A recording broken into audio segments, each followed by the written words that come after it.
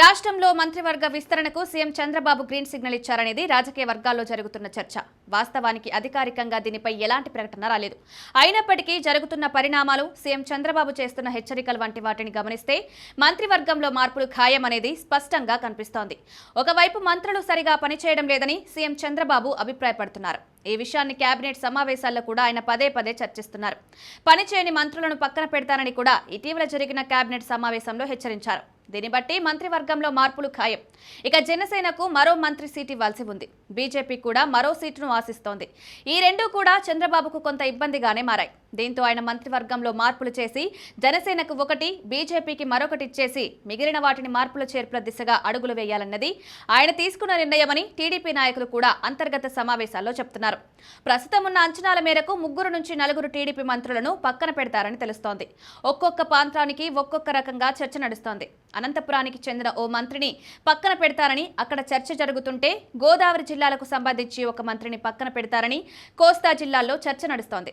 ఇదిలా ఉంటే మంత్రివర్గంలోకి చేరేందుకు చాలా మంది ఎదురుచూస్తున్నారు. వీరిలో తాజాగా తెరమీదికి వచ్చిన పేరు ఉపసభాపతి రఘురామకృష్ణంరాజు.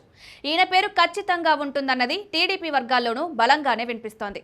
విశాఖపట్నంకి సంబంధించి గంటా శ్రీనివాసరావు పేరు కూడా మంత్రివర్గంలో ఉండే అవకాశం ఉందంటున్నారు. సీఎం చంద్రబాబు ఆలోచనల మేరకు వైసీపీపై బలమైన పోరాటం చేయడంతో పాటు జగన్ను కార్నర్ చేయాలన్నది.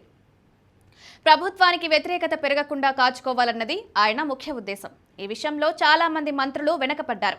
ప్రతిపక్షం చేస్తున్న రాజకీయాలను బలంగా తిప్పికొట్టడంలో మంత్రులు వెనకబడుతున్నారని, దీనివల్ల ప్రభుత్వం ఎంత మంచి చేస్తున్నా ప్రజల్లోకి చేరడం లేదని ఆయన ఆవేదన వ్యక్తం చేస్తున్నారు. ఈ క్రమంలోనే మంత్రివర్గ విస్తరణకు ప్రాధాన్యం ఏర్పడడం, బలమైన గలం వినిపించే వారిని మంత్రివర్గంలోకి తీసుకుంటారనే చర్చ నడుస్తుండడం విశేషం. మరెవరిని తీసుకుంటారు, ఏం జరుగుతుందనేది చూడాలి.